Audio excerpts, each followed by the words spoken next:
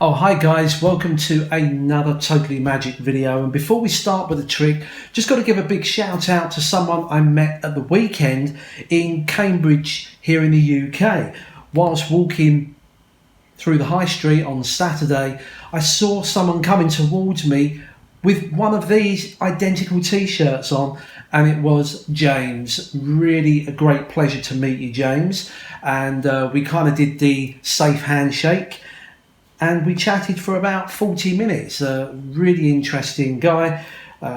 Swapped a few ideas as well. Don't forget, talking of the t-shirts, you can get all the merchandise in the description below the video. And I have to admit, it was a real surreal moment walking down the high street and seeing somebody with the same t-shirt as I was wearing on the day as well. Anyway, onto the magic itself. Using just a regular deck as usual, nothing strange about that. And you get someone to help you with this. In fact, let me just spread the cards out so you can see them all. Okay, so they are just shuffled mixed cards. And you say to someone, we're going to do something magical.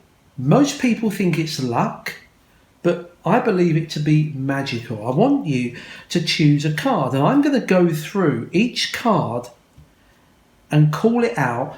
And as I touch it, if you get a kind of crackling, a feeling about that, call stop. Okay? So the Jack of Spades and the Two of Clubs. And remember to call stop as I'm touching these. 10 of Diamonds, 8 of Spades, 4 of Spades. What's that? 5 of Hearts. The King of Diamonds was this one, the 5 of Clubs, the 2 of Diamonds. That's the card that you want to stop at. Okay, let me just push that forward a little bit. You had a free choice of any of the 52 shuffled cards. What I'd like you to do is, can you cut half the pack here? Okay, we now have 2 piles of cards. In fact, let's just remind ourselves of the card that you stopped at, the 2 of Diamonds. You see, the cards have been shuffled into a random order. Watch, this is magical. You see, if you'd chosen these, and we'll deal them in pairs, if you'd chosen this card, you can see no match. If you'd chosen this one, no match. This one, no match, and this one, and so on and so forth. But let's get to your 2 of Diamonds, the red 2. There it is in this position. The card in exactly the same position in the other half. You picked a red 2. This is also a red 2. Now, most people don't see that as magical. They see it as luck or just a coincidence. But I want to prove that it's more than just luck. You see, before we started, I marked one of these cards. I signed one of these cards. Now, you could have had any of these. You could have had any of these. You could have chosen this one or this one or this one or any of these cards here. Not forgetting these ones here. But what I want you to note is that none of the cards are marked. And I marked it with my signature. There's nothing here. Remember, it was a free choice of any of these cards. You see, you chose the 2 of Diamonds, the red 2. This card in the same position was also the red 2. But lo and behold, it was the only card that I signed at the start. And that goes beyond luck, beyond coincidence. It could possibly just be magic. Practice and enjoy. So here's how the method works for this great little trick. Now, a couple of things about this. I love these type of tricks where you have 2 decks of cards and the card that they pick is in the same position in the other pack. And you've probably realised that there's hundreds of those types of effects out there, and I love all of them. And this one is kind of loosely based on one of those principles, a card appearing in the same position in a second packet. But I want to take it one stage further with the signature. Now, first of all, the signed cards you don't have to do. If you kind of feel this is my best deck of cards, I don't want to ruin it, you can still perform this same performance without signing any cards. You just leave off that part of it. It's still a great trick, just where you have two cards match in the same positions in the pack and the rest of the cards don't. What you need to do, go through a deck of cards, preferably an old pack or a cheap deck that you're going to ruin, because you need to sign 10 cards. Now, this is where you realise that they didn't have a free choice. It wasn't a free choice of 52 cards, you were forcing a card onto them, one of the 10 cards. Now, these can be any cards, but I would encourage you to include a picture card and some aces in there. And the reason we're doing that is because it's a well-known fact, when someone's given the choice of a playing card, they tend to go for the high-value cards or picture cards. So we deliberately put some of those in as well.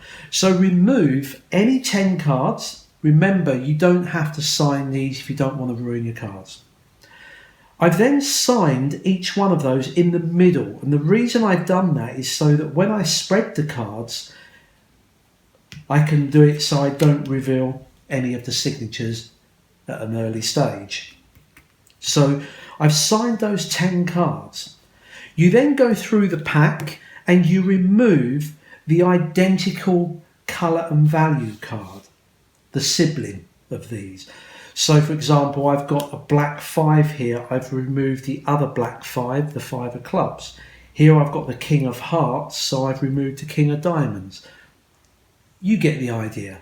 So remove these. You'll also notice I've reversed these so they're in the opposite direction. So they need to be stacked in an opposite direction.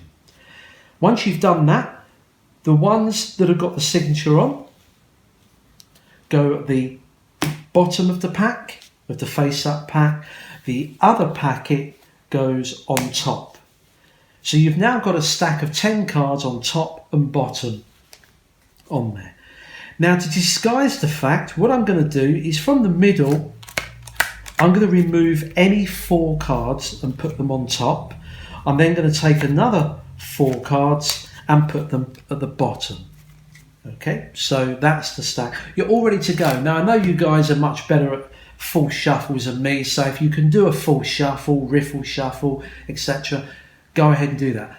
I don't feel that it needs it. You handle the cards loosely, and when you spread the cards like this, they can see they're mixed. Okay, now you'll notice that as you spread the cards, the 10 cards down here have got the signature on, so don't spread them too much. Okay, but you can spread these ones on there. Now, I like to get them to choose a card by me pointing on there, just to make it different. Now, don't be worried that they're going to go too far. Okay, I've never had this, and you have to remember, by adding the extra 4 cards on there, this stack here is almost a third of the pack. So with good people management skills, you can control it so that they will stop before you get too deep into the pack.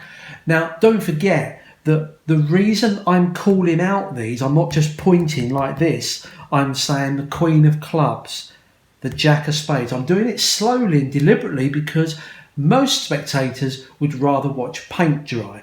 So they're going to call stop sooner than later. Trust me, they won't let you call out all 52 cards.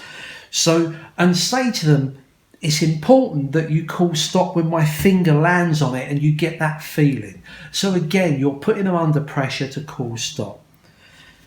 If you don't want to do this method, then you might just want to say, just call stop this way. It's up to you. I prefer to have the cards spread out. It looks better in performance. So you start to say, look, I'm going to call out cards, Queen of Clubs, Jack of Spades, Two of Clubs. What I want you to do is to call stop when you get a feeling when my finger lands on one of the cards. By now, I've already called out these ones. I then say 10 of diamonds. That gets rid of the 4 that we put on top as fillers. Now you've got all these cards until you get down to the ace. By the way, I know that the ace is my last card. Okay, so you then call out these, the 5 of clubs, King of diamonds, 5 of hearts, the 4 of spades. And to kill some time, even kind of think, oh, are they stuck together? The ace of hearts. You're really dragging it out. By now they would have called stop out of sheer boredom. So if I say here the ace of hearts and they say stop, you just push that forward. Now I know some of you are going to be worried about what if they go beyond here. If you're not confident in just having a block of 10 cards, you can do this trick by having 15 or even up to 20 cards in your stack. Just make sure the other 20 cards match card for card. So they've now chosen the ace. What I do is I gather up the cards. At this point they believe they've had a free choice, they've seen all the cards. I turn them over and get them to cut about half the deck. Now you've got plenty of cards for them to play with, and it doesn't matter if they don't do a very good cut. Okay, so they cut the cards. You then say, let's just turn this over just to remind us of the card you chose. Now remember, the first 4 cards here and the first 4 cards here are going to be indifferent. They're not part of your stack. So what you can do casually, don't make a big deal out of it, just say, look, if you had chosen this, you would have had this as a pair here, and you can see none of the cards match, and you can go up to 4 of these, and then you just say, I'll tell you what, let's just get down to there. You've shown them enough, they can get the rest of it. You go down, it's totally automatic that this card here is going to match here. You can see that, there it is there. I prefer just to put this here, and I put this across like this, okay, so they can see this. What I'm trying to do is to hide the signature, and then I turn this over and they can see that it's the ace of diamonds. Now if you prefer, you might want to do some other method. You might want to kind of say, look, this one here matches exactly. You could do it like that if you prefer. I'll leave it up to you, but you're trying to hide the signature. By the way, if you haven't signed any cards, you decided not to ruin a pack of cards, then you could end the trick here and say, isn't that amazing that none of the other cards match, and you can turn these over and go through that they don't match. Don't turn these over because they're signed. That's it. For the next stage, I want to show them the cards. Now, if I gather up these, the first 4 are just those odd ones that are not signed. So I can say, look, remember, you could have had any of these. Now I marked a card with my signature. Once you've gone this far, you can spread these, just don't reveal the signatures, and drop them down casually. The other signed ones, the few that you've got left, are here. You can just turn the whole pack over and just say, look, you could have chosen any of these. You're going through all of these cards, and you can even spread the last few, just don't spread them too much. Drop them. At this point, you're telling them you signed a card, you marked a card. Now you can really go to town on these ones because none of these are signed. So you can say, look, you had any of these. None of them have got my signature on. And the same here. It looks as though they've seen 50 playing cards in full. When you come to here and reveal that this is a signed one, it suddenly dawns on the magic nature of this, the impossibility of not only the 2 cards matching in exactly the same positions, but also that it was the one that you signed. How did they stop on the identical one? I think it's a great trick, and there's several ways of playing it differently. Okay, that's it till next time.